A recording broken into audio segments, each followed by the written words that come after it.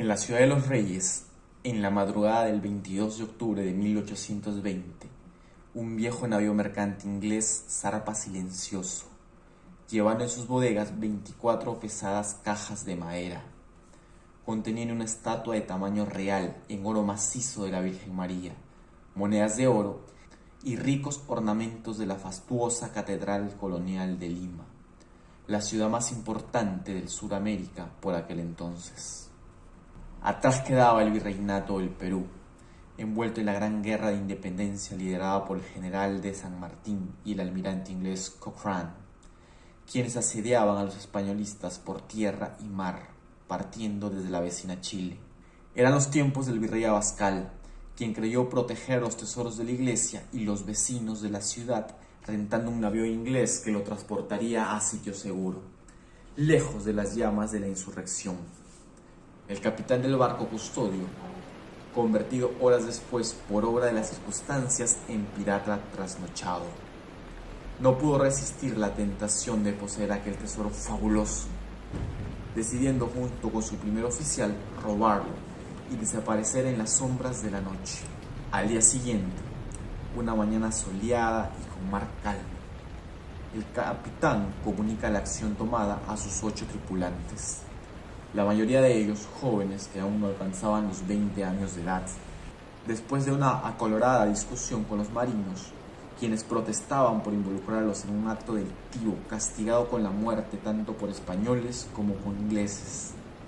llegando al acuerdo de buscar un escondite seguro para el fastuoso cargamento, dirigiéndose entonces a la isla del Coco, única isla desierta, sin propietario legal y conocida por los marinos ingleses desde el siglo XVII, por ser refugio y base de operaciones de piratas como Edmund Davis, John Ayton, entre otros. Bordeando la bahía Carman, así bautizada por el capitán James Colnet,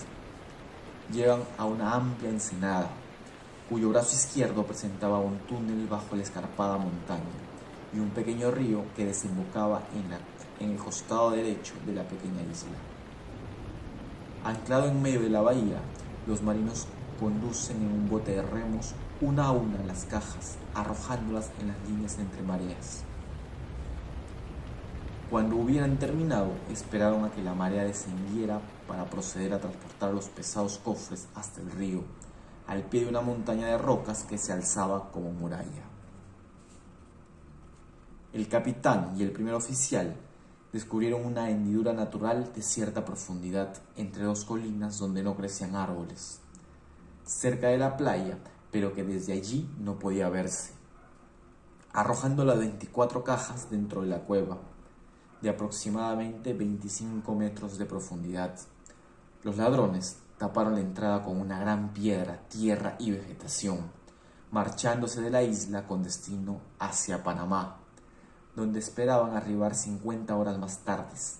comprar algunos víveres y ocultarse por algunos meses, hasta perderse de vista de las autoridades españolas, regresando luego por el tesoro y repartirlo en partes iguales. Pero los planes no salieron bien para los marinos del Mary Dear, nombre del navío pirata, supuesto por muchos autores, pero que en el registro de navíos del Bristol aseguran que jamás existió.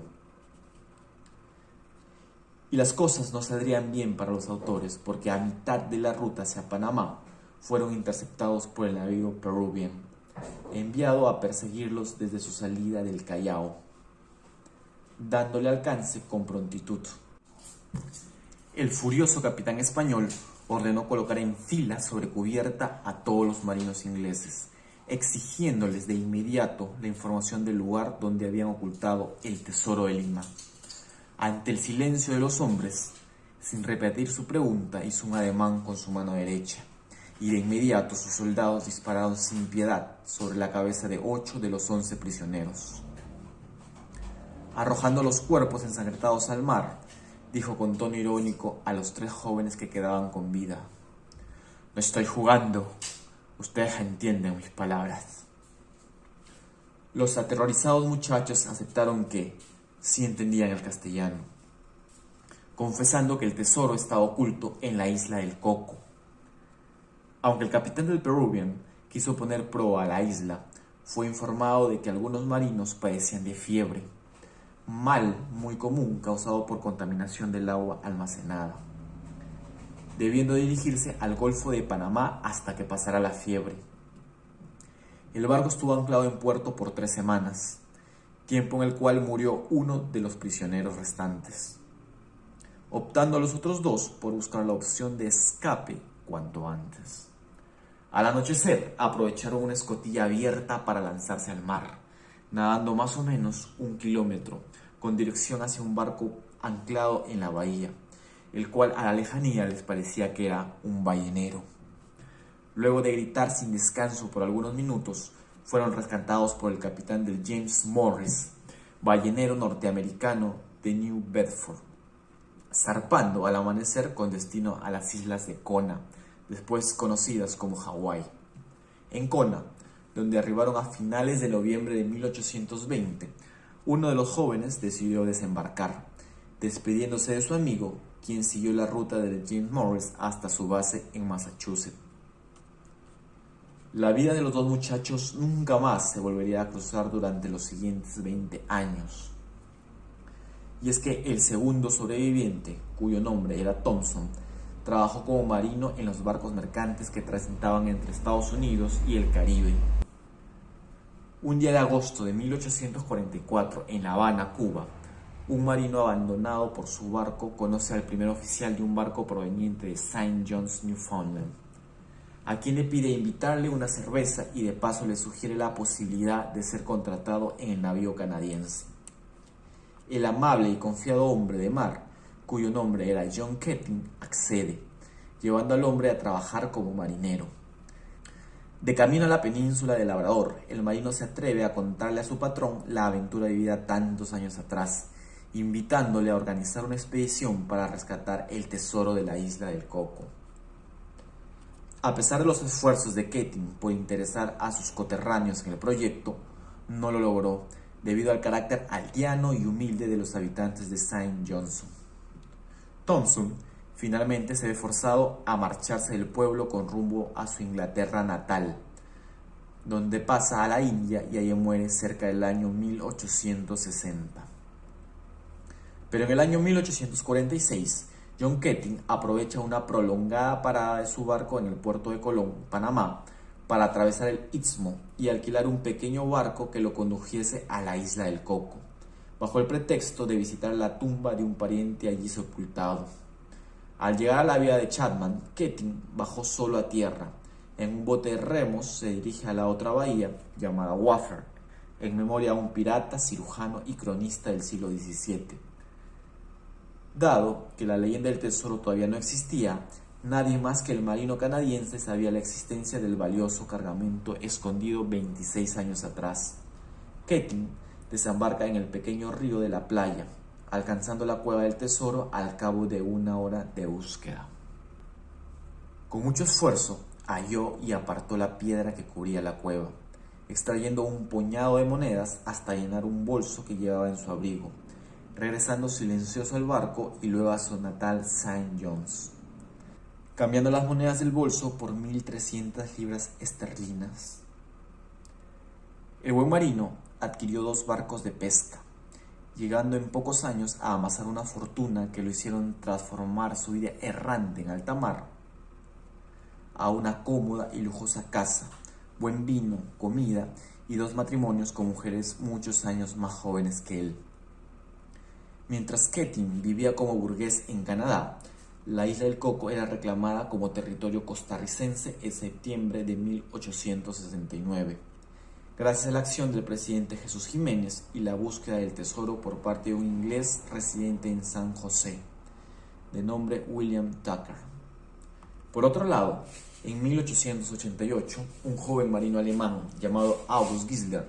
conoce en Kona, Hawái, a un viejo alcohólico escocés, cuyo nombre era Macomber, a quien llamaba Old Mac, famoso por contar fantásticas historias de tesoros y piratas. Gisler se convierte en novio de una bella muchacha nativa, hija de Mac. Enfermando gravemente en esos días, el viejo narra a Gisler el robo del tesoro de Lima en 1820, siendo él mismo uno de los dos únicos sobrevivientes, no pudiendo regresar nunca a la isla.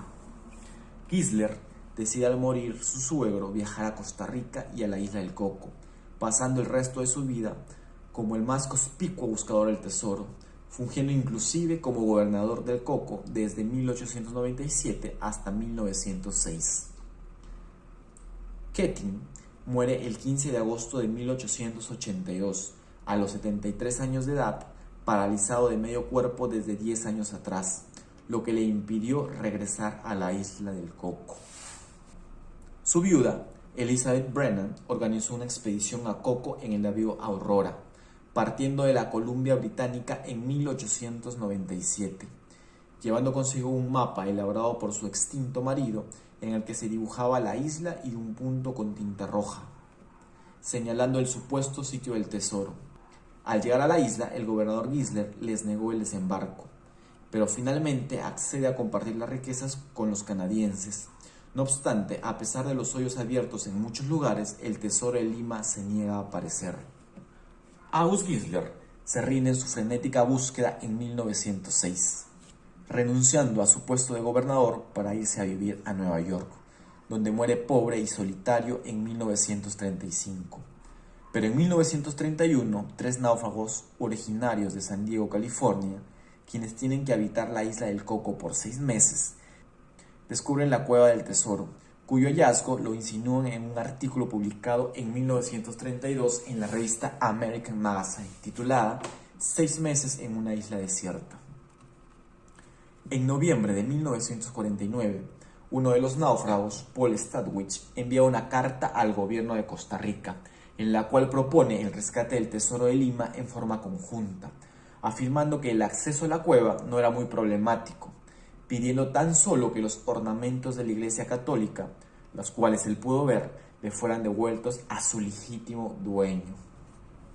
Entre el año 1846 y el año 2000, más de 300 expediciones han llegado a la isla del Coco en busca del tesoro de Lima,